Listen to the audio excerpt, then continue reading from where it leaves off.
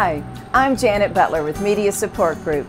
Welcome to the Day 6 video news vlog of the MacMania V Geekcruise. Day 6 finds us in Costa Maya, Mexico. Unfortunately, many shore excursions have been canceled due to rain, but a few of us ventured ashore to do some shopping and see what else we could find.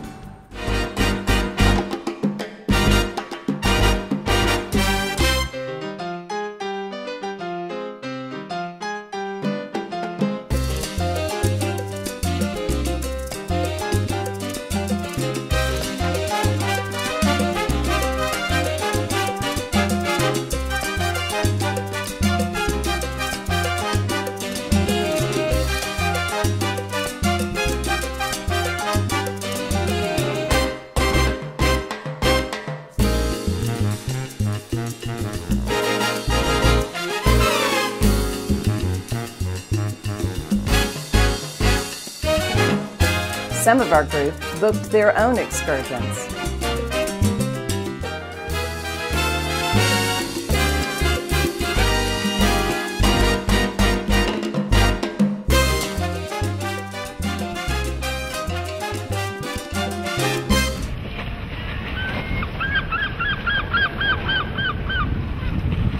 Meanwhile, back at the ship, let's check in with Rob Griffiths and find out how a finance major came to create the macOS10helpline.com and then go to work at Macworld. When the system first came out, it was very new, obviously, and as a longtime OS 9 user, it was very different than anything I'd seen before. And so I was sort of challenged by doing things that used to be simple were hard, and I was also calling friends to get advice, mainly Unix-using friends. And they got tired of my calls, so I started sort of collecting that information in a FileMaker database. And then sort of the next logical step was to get it on the web, and I did that. And it just sort of started growing over time. I published a lot of the tips myself the first couple years. And it just sort of kept getting more and more popular as more and more OS 10 users came online. It was a hobby. I got up, I did it every morning, and then I went to my finance job all day, and I'd answer email during lunch hour and email in the evenings and publish tips again the next morning. And I did that for about 5 years. And during about the third to fourth year, I'd started writing freelance for Macworld because they were looking for somebody who knew OS 10 related topics. So I was doing a couple of Macworld articles a month or one every other month. And my spare time was obviously quickly vanishing between the website, and I was reaching a point where something was going to have to give. At some point, very timely, Macworld sort of came to me and said, you're writing a lot for us, we like your website, we like what you do, we'd like you and your website to join Macworld. And so I then sort of sat down with my wife and said, honey, about that degree I spent 6 years getting, I've got an opportunity to actually not use it, and it looks sort of interesting. So we talked it over and I agreed. So in June of 2005, I joined Macworld and essentially started working with them full-time, quit my day job, and that's how a finance major became a writer. Now let's talk to Randal Schwartz, Perl teacher and author, about how he got involved with Geek Cruises. Well, I've been involved since the very first one. In fact, actually sort of before the first one. Neil Bauman, the guy who puts Geek Cruises together, was in a class of mine, a Perl class of mine, in 1998 or 99, I forget which it was. And during the class, or before the class even started, he had asked if he could get some extra time with me on Tuesday evening after class. So we worked out a deal where he could come in for a couple of extra hours after class, and I would stick with him and answer his questions. What he realized is that having access to a qualified speaker after hours was valuable. And just maybe a month or two prior to that, he'd been on a Star Trek cruise. And what he noticed there is that, George Takei was in the elevator with him at one point because they can't go anywhere else. I mean, they're on the same ship for the entire week. So he put two and two together and realized that if he did a computer conference on board a cruise ship, that he would have access to the speakers after hours, just like the experience he had with me. So he invited me to speak on the very first cruise, which was a Perl cruise. And through me, he got access to a lot of my peers, the other people that are leading in the Perl community.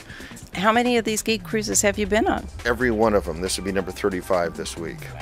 So yeah, so I've been all over the world. I've been to probably 20 countries that I wouldn't have been to without having Geek Cruises around.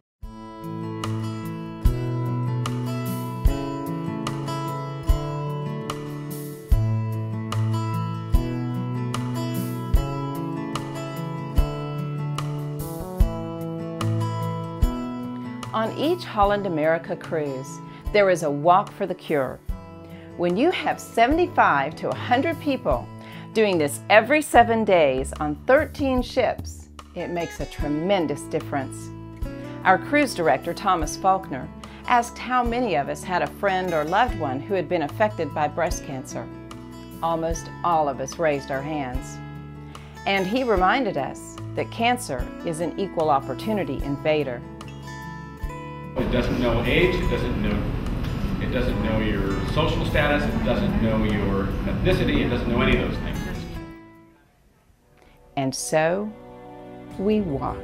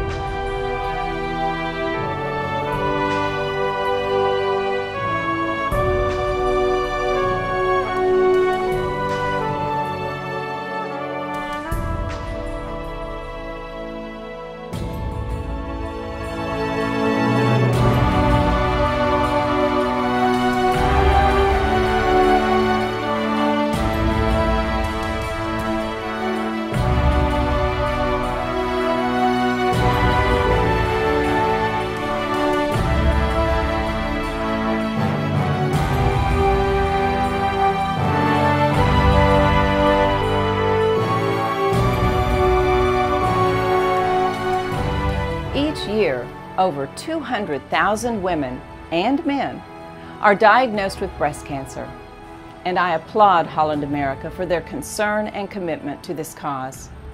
It is near and dear to my own heart. Last month, I was diagnosed with breast cancer. It showed up on a routine mammogram, which I had put off longer than I should have. Fortunately, we caught this cancer early, and the prognosis is great.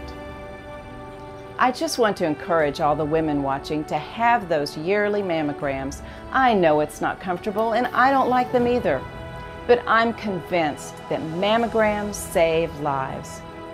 More than half of women diagnosed with breast cancer have no symptoms, so what you don't know can hurt you. Detecting cancer early is vitally important. For Media Support Group, this is Janet Butler saying see you tomorrow.